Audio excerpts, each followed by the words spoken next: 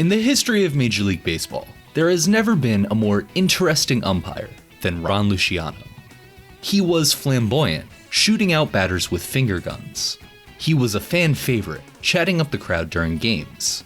He was a media darling, appearing on Johnny Carson, Saturday Night Live, and nearly being cast on Cheers. He was also one of the most respected officials in the game, by players and fellow umps alike. Which is why you might be surprised to learn that Ron Luciano became an umpire entirely by accident. This is the story of the funniest umpire in baseball history. Stark Raving Sports is coming to Portland.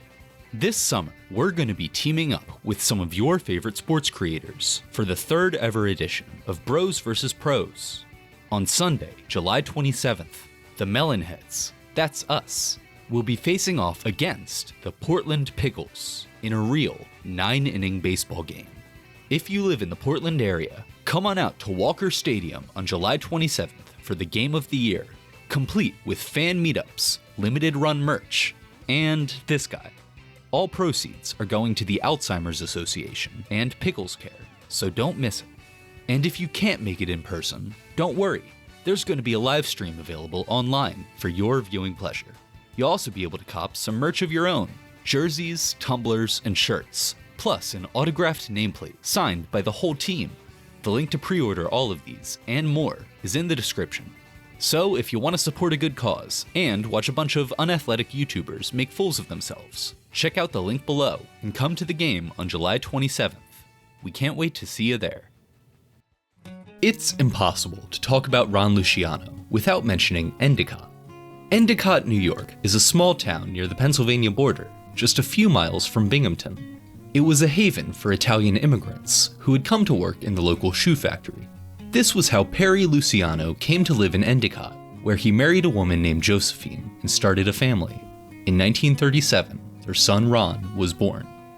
Given the time period, Endicott was infamous as a mafia town. By Ron's estimate, there were at least 50 families who were connected. His best friend's father, Joe the Barber Barbara, was a leader in the Buffalo crime family. For the record, Ron Luciano, despite his name, bore no relation to the famed mobster Lucky Luciano. Ron's father ran a popular restaurant and was a successful businessman until his sudden death in 1949. By high school, Ron stood at 6'4" and weighed nearly 300 pounds. Naturally, he was a star football player. He joined the team at Syracuse University, where he played alongside the likes of Jim Brown and Ernie Davis. He even spent a few years as a pro, playing for the Detroit Lions and the Buffalo Bills. Well, playing isn't quite the right word. See, Ron spent most of this time on the injured reserve, and was dropped by the Bills just days before the 1961 season. "Just call me Unlucky Luciano," he joked. Now, as far as baseball was concerned, Ron was not a fan, at least at first. What kind of sport is it where you can't hit anybody, he wondered. You might even say that Ron Luciano became an umpire by accident. After retiring from football, Ron, a math major at Syracuse, tried his hand at substitute teaching. He hated it. "Children should not be allowed to be born," he once said, only half joking. "You should be born at the age of 65, and then grow younger, because it's just a waste of so many years of your life." Needless to say, he wanted a change. After a brief stint promoting hamburger stands, Ron called up Spike Briggs, part owner of the Lions. He asked Spike for a job on the coaching staff. The owner told him that he'd see what he could do. A few months later, Ron got a call back. There weren't any football jobs available, Spike said, but he did have an opportunity. How would Ron Luciano like to be the general manager of the Detroit Tigers? Double-A team. Remember, Ron was a football player and was actively uninterested in baseball. Still, he thought, it was better than teaching middle school. So he packed his bags and moved to Florida. Now, Ron was a smart guy. He knew if he was going to be in charge of a baseball team, he'd need to know a thing or two about, baseball. He enrolled in what he thought was, quote, baseball school. As it turned out, Ron had actually signed up for the Al Summers Umpire Academy. Never one to let a good story go to waste, he stayed for the entire month and a half. He loved it. For one thing, they were outside all day, not cooped inside some stuffy office. Secondly, he got to be in charge, and whatever he said on the field was law. Finally, and most importantly, he got to yell. Loud. 4 weeks into the class, Ron called Spike Briggs. He regretfully informed the owner that he wouldn't be able to take the GM position. He was going to be an umpire. Good, said Spike. You probably would have done a rotten job anyway. For as fun as training was, it didn't take long for the reality of life as an umpire to set in. During his first summer in the Florida State League, Ron struggled to track the wild young pitchers. Anyone who's had the pleasure of umpiring Little League knows this pain deep in their soul. On one afternoon, Ron was having an especially rough game. By the fourth inning, the Tampa manager was fed up and unloaded on Luciano. I got terribly upset, Ron later recalled. He didn't even know me, and he was swearing at me. So I threw him out of the game. Luciano relished his power as an umpire, maybe a little too much. Soon enough, though, Ron learned the truth. It doesn't matter how good you are. It doesn't matter how many calls you got right. At the end of the day, half of the people on the field will hate you. Umpiring, Ron said, is best described as the profession of standing between two 7-year-olds with one ice cream cone. Now, having discovered the importance of communication, Ron set out to become a master in it. He talked to everyone. Players, coaches, fans, it didn't matter. See, he had realized that instead of driving himself crazy, he could do it to other people. How come you can wear sunglasses? Why? Why? The medication I'm taking is making my eyes. And you yell at me about missing plays and you're taking medication for your eyes. Of course, not everyone was a fan. Red Sox hitter Rick Burleson once told Ron that if he spoke to him, he'd pound the ump into the ground. Carl Yastrzemski was a bit more diplomatic.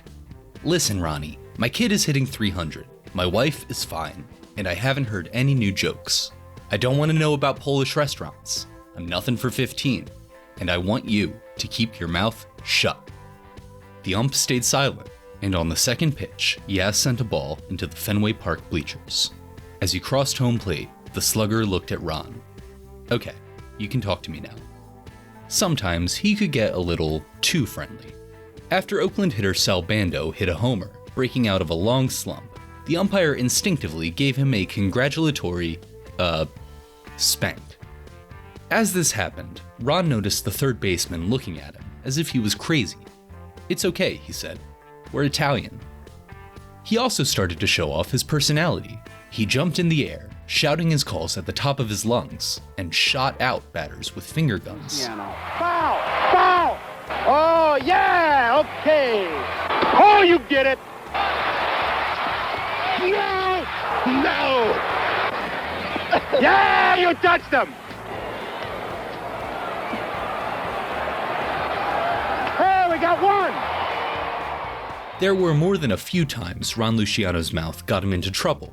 He once spent an entire game out of position, trying to convince center fielder Mickey Stanley not to retire. That evening, his supervisor called to ask what he'd been doing in the outfield.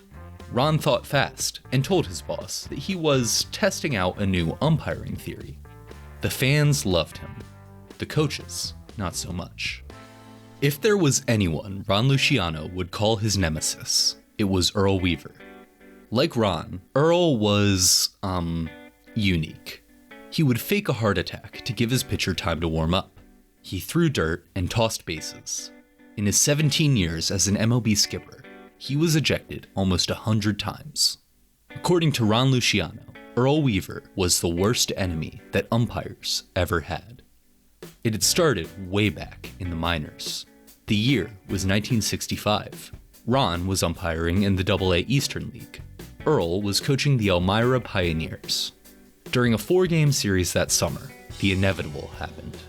On a close play at second, Luciano called one of Weaver's players out. Sure enough, the manager came roaring out of the dugout.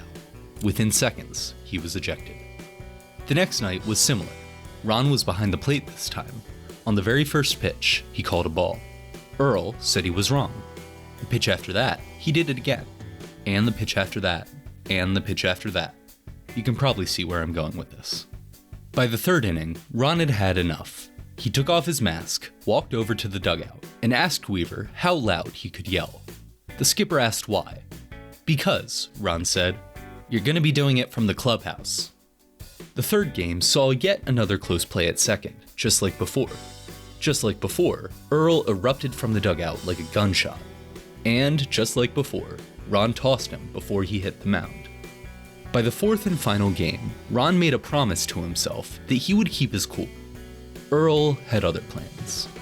As the managers met at home plate to exchange lineup cards, Weaver turned to the umpire. How about it, Luciano? You gonna be as bad tonight as you've been the first 3 games? You can probably guess what happened next. Ron once threw Weaver out of both games of a doubleheader. It got so bad that Earl's players would bet on when, not if, he'd get rung up. When Ron's crew was scheduled to go to Baltimore, the league would transfer Luciano to a different city. Despite their animosity on the field, however, Ron and Earl had a lot of respect for each other. Ron correctly predicted that Weaver would be a Hall of Famer, while Earl complimented Luciano's skill as an umpire, even if it took him years to admit it. Okay, the altercations with the umpire, are they going to continue as well as the winning? I doubt it. I've only been ejected 2 times this year since you quit. Besides that, though, I think there's something else that connected these two. Something that they had in common, even if neither of them knew it. It's easy to figure out why Ron and Earl were so beloved. They were larger than life, and as much of an attraction as the game itself. Behind the scenes, though, these men were more alike, more thoughtful, and more complicated than anyone would ever know. After retiring as an ump, Luciano joined NBC as a broadcaster. He wrote 5 books, including a best-selling, semi-true memoir titled The Umpire Strikes Back.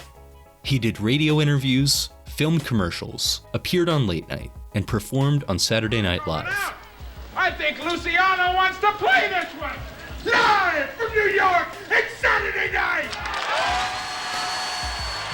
He even auditioned for the role of Coach in Cheers, but was considered too well known for the part. For someone who was adored by so many, though, it's possible that nobody knew the real Ron. He was a passionate reader. According to friends, he always traveled with a compact volume of Shakespeare's tragedies. He was married once to a flight attendant named Polly. She was a city person who wanted to live in Chicago. He was an outdoorsman who wanted to stay in Endicott. A fisherman and a bird watcher, Ron loved spending time outside and the solitude of nature. Within 2 years of their wedding, Ron and Polly were divorced. He didn't have any interest in a family, said Gail Denkinger, the wife of umpire Don Denkinger and one of Ron's friends. He just seemed to be by himself. He was endlessly giving. He gave money to friends, family, and complete strangers. He made sure his nieces and nephews never went without Christmas gifts and would play with them for hours. When the kids built a snow ramp for their sleds, Uncle Ronnie also took a turn. He plowed straight through it. Ron's generosity, however, didn't seem to extend to himself. His nephew, Kevin Walton, said his uncle never felt like he belonged in the majors. He may have joked about his shortcomings on TV, but Ron lived in constant fear of making a mistake. He was twice elected president of the Umpires Union and led the way during their strike in 1979. Ron's leadership gained the umps a pay raise and benefits across the board. The big suits in the American League office never liked Ronnie, said umpire Durwood Merrill. Many believed it was the league, not Luciano, who made the decision for him to retire at just 43. As the 80s wore on, Ron's celebrity started to fade. His book sales declined, job offers dried up, and his sporting goods store went bankrupt. For as much as he made of retirement, Ron Luciano never did find a replacement for being on the field. No matter what he tried, nothing was as fulfilling as being an umpire. Without it, he just didn't know who he was. On January 18, 1995, Ron Luciano took his dog Billy, named after his old friend Billy Martin, to the kennel. He had asked his sister Barbara to check on her family out of town. His mother Josie was in the throes of dementia and had been moved out of the house and into a treatment center. Nobody would be home. This was the day Ron Luciano took his own life. He was 57. It would later be found that Ron had checked himself into the hospital with depression in early 1994 and had been taking medication to treat it for some time. His burial was private, as per his wishes. It would be easy to flatten Ron Luciano's story, to slot him neatly into the archetype of the sad clown, somebody who masked his sadness with a smile and a quick joke. But while his public image bordered on caricature, Ron Luciano was profoundly human. He had dreams and regrets. He loved and he lost love. He had thrilling highs and miserable lows. Luce, as some knew him, was a friend to everyone, if not always himself. Sometimes, as a fan, I forget that umpires are, in fact, people. Yes, they make mistakes. And yes, some of them can be just the worst. But at a time when umpires are encouraged to be more machine-like than ever, maybe there's something we can learn from Ron Luciano. I think they can say, hey, Luciano did a good job tonight for a change, but at least they know it was Luciano. I don't think we have to be anonymous or stand out there and straight up and down and just, yes, he's out, or no, he's safe, and not be person. That's where we got the robot image, and we're not robots. We are people. We do have feelings, and I think the ball players of the day are accepting us more that way.